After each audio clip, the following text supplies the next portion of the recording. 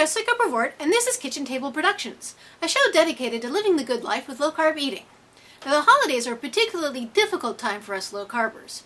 It's a time when our eating traditions tend to clash the most with our dietary needs, and direct substitutions are not always possible. My mother's Christmas bread, for instance, I'm never going to be able to come up with a low-carb version of that I'm going to consider good enough. However, we can capture the flavors that we crave. Now, that was a task I set for myself back at the beginning of the month, to capture those flavors, and I kept coming back to one solution over and over and over again, and that's custard. Now, this classic marriage of dairy and egg is one of the most versatile weapons in the low-carbers arsenal. So first I'm going to show you how to make a simple custard, and then I'm going to show you a bunch of different things that you can do with it. So I got a lot to show you. Let's get started. Okay, I'm starting out with 1 cup of light cream, and 1/4 cup of granulated Splenda. Just want to mix that in. I'm going to turn my heat onto medium, and I'm going to bring this up to 150 degrees. I'm keeping track of my temperature through a probe thermometer. You can get these at a lot of stores that have home goods. They usually run $15 to $20. They're not too expensive. And they just have a ton of uses. I would highly recommend one if you don't have one. Now my cream is approaching 150. I'm going to turn my heat all the way down to low, just as low as it will go. I'm going to take my egg yolks, I'm using 2. Just going to beat them so that they're liquidy. Just a few scripts there. I'm going for a medium thickness custard today, so I'm using 2 egg yolks. For thick I'd use 3, and for extra thick I would use 4. Now, if I were to incorporate this into that, just the way they are now, I'd end up with scrambled eggs floating in cream. I need to bring the temperature of the yolks up slowly. And to do that, I'll start by pouring the cream into the eggs as slowly as I stir. So we'll pour a little bit of this in here. Start bringing it up to temperature.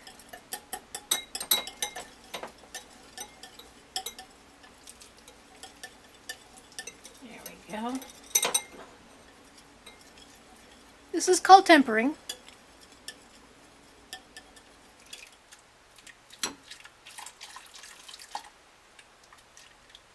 There we go. And I have somewhere between 1/4 and 1/2 of the cream incorporated into the eggs. Turn this operation around and pour the egg mixture into the cream.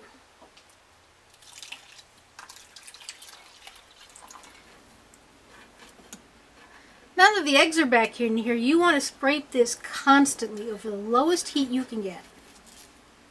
I still have my thermometer in there. I don't have any target temperature in mind. I just need to know when I'm in the danger range. I just hit 160.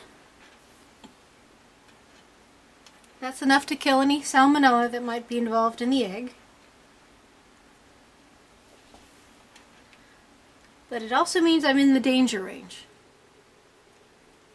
Now when it comes to custard, remember, speed kills. After a few minutes of stirring, you might be tempted to turn up the heat on this. Don't do it. It's important we do it slowly. If we do it quickly, we'll have scrambled eggs, which is not what we're looking for. We want smooth, we want creamy, we want delicious. That's looking pretty good. Our custard is wonderfully thick. The final temperature I reached is about 179. That's about as far as you can take it safely without it turning into scrambled eggs. So if you start approaching that number, if you're keeping track on it, you start approaching that number, make sure you pull it off the heat. Now, I'm going to add to this 1/8 of a teaspoon of salt and 1/2 teaspoon of vanilla. It's going to get thicker as it cools. Take out my thermometer.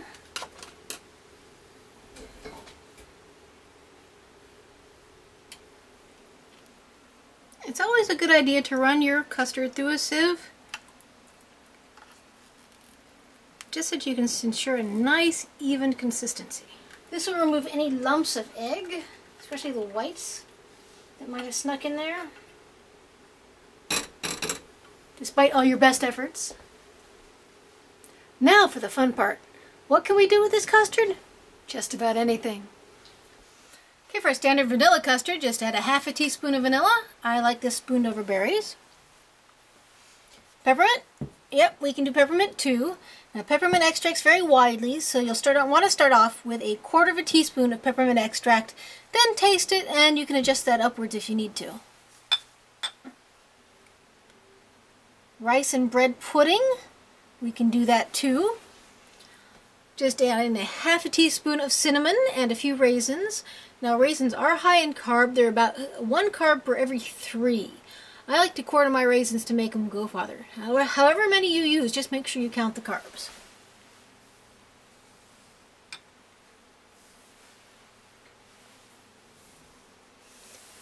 Alright, now is this strawberry banana? Is it raspberries and cream? Is it cherry and almond? It could be any of them. Just divide your custard in half and add half a teaspoon of the appropriate extract to each half. A drop or two of red food coloring will show off the berry side. Eggnog? Why not? Just add in a tablespoon of brandy and some fresh grated nutmeg. Well, wait, I hear you say. Did you forget chocolate? Nope, just add in a quarter cup of natural cocoa powder and an extra quarter cup of Splendid to the hot custard. Then stir it and then sieve. You'll get a yummy chocolate pudding. And now this opens up the doorway to things like chocolate and raspberries, chocolate banana, chocolate and peanut butter, and even a Neapolitan. You can also mousse any of these custards.